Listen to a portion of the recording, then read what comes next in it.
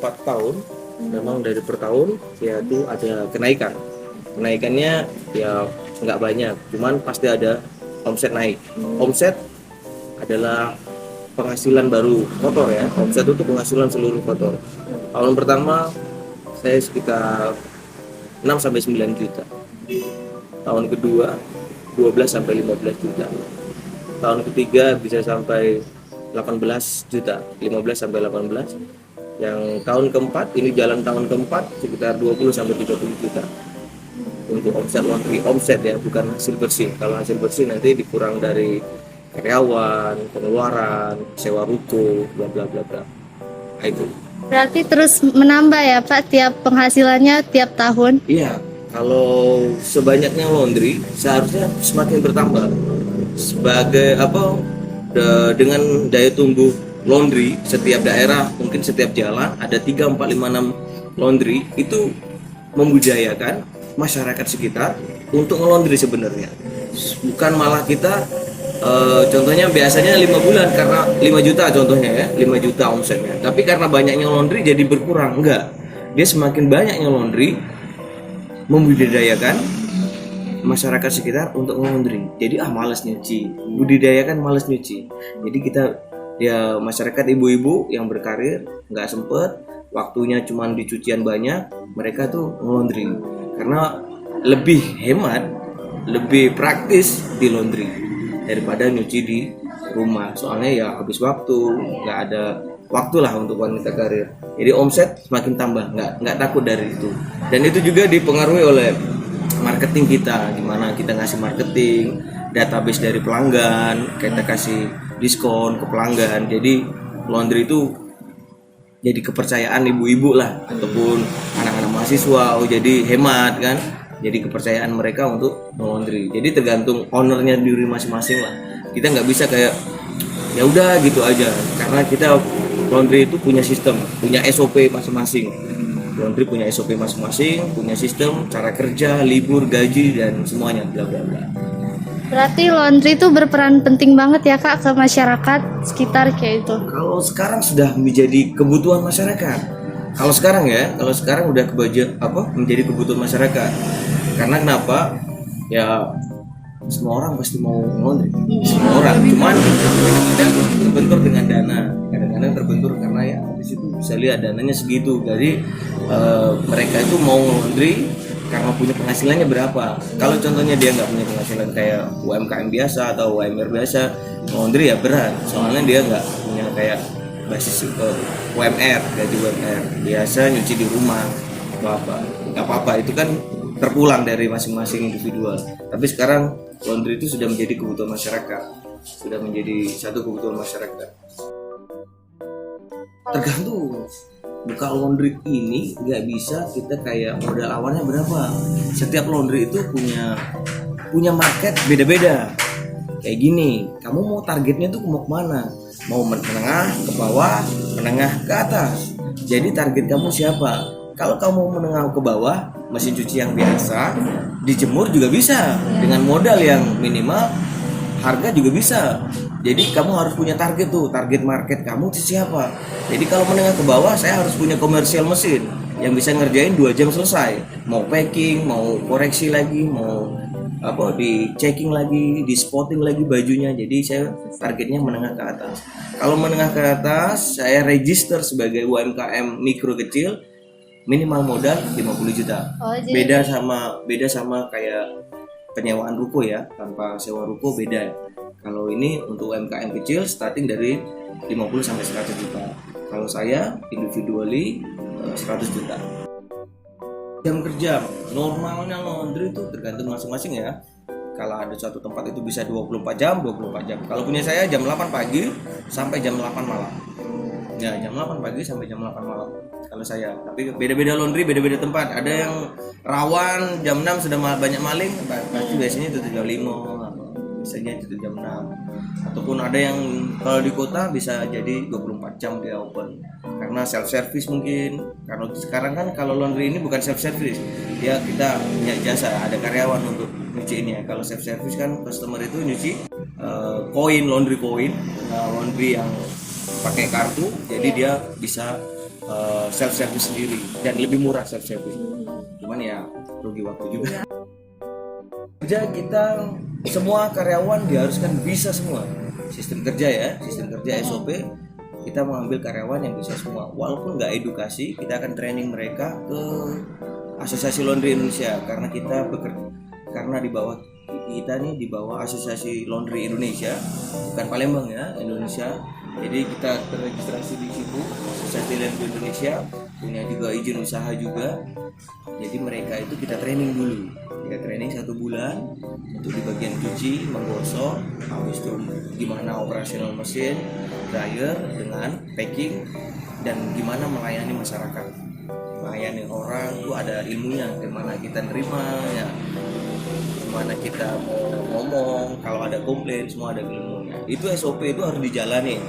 Nanti kalau sudah hebat, maksudnya sudah hebat, dia sudah skillnya kelihatan. Dalam 3 bulan skill karyawan itu kelihatan. Oke, kamu di kasir. Nanti akan saya sub 1 bagian di kasir. Akan saya sub 1 bagian di cucian. Tapi kalau contohnya kasirnya itu libur, orang nyuci juga bisa jadi kasir. Karena kita udah training dari awal. Kalau contohnya yang tukang cucinya libur juga, orang setrika juga bisa nyuci. Jadi nggak ada kayak wah nggak bisa laundry tutup gitu kan. Jadi SOP tetap SOP. Semua karyawan diwajibkan untuk belajar. Kalaupun dia belum bisa, pelan-pelan kita ajarin, pelan-pelan kita edukasi. Karena untuk karyawan laundry itu not educated. Kalau artinya not educated, kita ijazah apa aja masuk. Karena laundry itu semua orang bisa nyuci. Cuman treatmentnya beda. Treatment kayak anti noda, gimana pakai bahan dasar koin, bahan dasar wool, sutra, bahan dasar polyester, bahan dasar katun, banyak-banyak bahan dasar dan mereka tuh nggak tahu. Nyuci sepatu aja kadang-kadang pernah nyuci sepatu sendiri, kering, dijemur kering, kaku ya, kencang dia kaku. Oh ini nggak ngerti treatmentnya, asal nyuci. Nah jadi sol sepatunya warnanya hitam bisa jadi putih gitu. Kita bisa treatmentnya bebas. Memang kita untuk skill satuan kita premium. Target kita menengah ke atas. Makanya di sini paling mahal 8.000 ya paling mahal. Yang lainnya 6.000, 5.000, kita 8.000 ya. Satu harinya 8.000, 7.000 yang 2 harinya 7.000. Kalau kamu bedain juga harga mereka, list harga kita paling mahal. Karena kita treatmentnya benar-benar treatment. Kita memang target marketnya ke menengah ke atas. Kalau ngelihat dari 4 tahun, ya gede. Soalnya banyak laundry buka. Iya, minatnya jadi bukit. Jadi saya kasih tahu yang pertama tadi, karena semakin banyak laundry membudayakan orang itu mencuci di laundry. Jadi pasti minatnya gede. Soalnya kalian bisa lihat omset saya bisa naik. Cuman yang lain juga penuh semua kan? Kanan kiri juga penuh semua. Berarti minat masyarakat tinggi. Karena suatu kebutuhan saya bilang tadi. Ya, udah kebutuhan masyarakat untuk di laundry. Nanti kalau kamu juga udah gede, laundry baik kan, ngapain nyari suami kan, laundry baik. Ya. Soalnya kenapa? Pagi ibu-ibu ini nggak sempat di pagi. Habis itu kita harus punya layanan antar jemput. Kalau bisa dijemput di rumah, diantar di rumah. Lagi ibu berkarir. Karena biasanya kalau wanita berkarir dua-dua yang kerja. Ya, dua-dua yang kerja. Kalau dia punya di rumah ya apa? Tinggal beli mesin aja. Itu beli mesin pengering, mesin cuci, nggak apa. Dia bisa 2 jam selesai. Iya benar. Sini 5 karyawan saya punya 5, cuman satunya manajer, 4-nya yang rusak, yang normalnya 4. Laundry saya normalnya 4, cuman satunya udah jadi shift. Ada target pasar yang besar. Kalau saya motivasi saya aktif income yang bisa tanpa sebagai owner, tanpa kita lihat terus, tanpa kita tungguin terus, tanpa kita kerja terus setiap hari. Contohnya kalau kita nggak kerja jual, contohnya jasa deh, tukang cukur rambut. Kalau dia punya skill, dia nggak datang hari itu, dia nggak dapat cuan, dia nggak dapat uang. Laundry, sistem laundry, karena dari tahun 53 dia udah tahu, udah jalan, jadi dia berkembang lagi, berkembang. Karena dia punya sistemnya sudah tersistematis. Kayak sekarang pakai aplikasi, ya kan? Jadi waktu selesai, waktu apa dinotifikasi sama karyawan saya ataupun dapat WA dari notifikasi dari karyawan saya. Nah seperti itu. Jadi habis itu pembukuan, aku nggak pakai nota lagi. Kita sudah pembukuannya sudah rapi. Jadi pengeluaran, pemasukan sudah rapi, per bill, nomor nota nggak bisa ketuker, apa semua udah tersusun dengan rapi kalau laundry. Dan yang kepanjangnya karena laundry stay longer. Prinsipnya selama orang mau mencuci, laundry setiap ada.